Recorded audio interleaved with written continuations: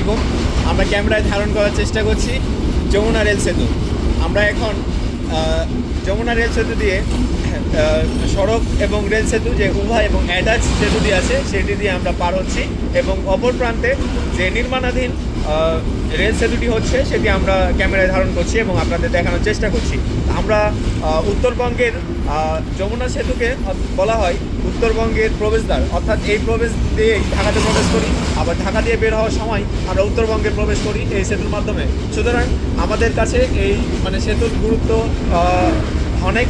আমরা হচ্ছে যে আমরা যে বঙ্গবন্ধু অ্যাটাচ সড়ক এবং রেল উভয় যে সেতু দিয়ে যাই, আপনারা জানেন, নিশ্চয় অবগত আছেন। এই সেতুটি হচ্ছে যে অনেক ঝুঁকিপূর্ণ।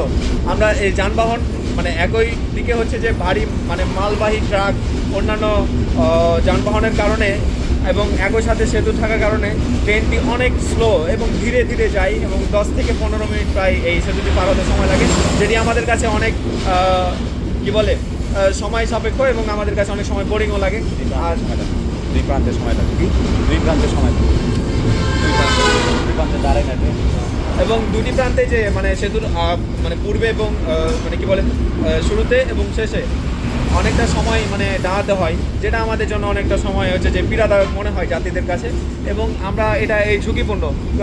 আর একটা সেতু পার হওয়ার সময় যে ঝুঁকিপূর্ণ ঝুঁকি নিয়ে পার হতে হয়, এটা জীবনের সাথে ঝুঁকি নিয়ে রাস্তা পারাপার কিংবা সেতু পারাপার, সেটি অবশ্যই কোনোভাবেই কারো জীবনের সাথে, আমাদের সাথে এবং বাস্তবসম্মতভাবে না এবং কখনো সমর্থনযোগ্য না।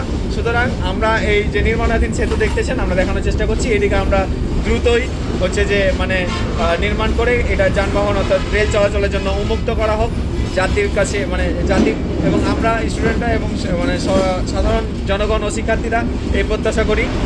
আর এই রেল সেতুটি, নির্মাণাধীন রেল সেতুটি অনতি বিলম্বে নির্মাণ কাজ শেষ করে উদ্বোধন করে রেল চলাচলের উপযুক্ত করে তুলুক, এই আশাবাদ ব্যক্ত করে আমি আজকের এই যে শর্ট ভিডিওটি দেখানোর চেষ্টা করেছি এবং এখানে আমরা শেষ করছি। ধন্যবাদ সবাইকে। আসসালামু আলাইকুম।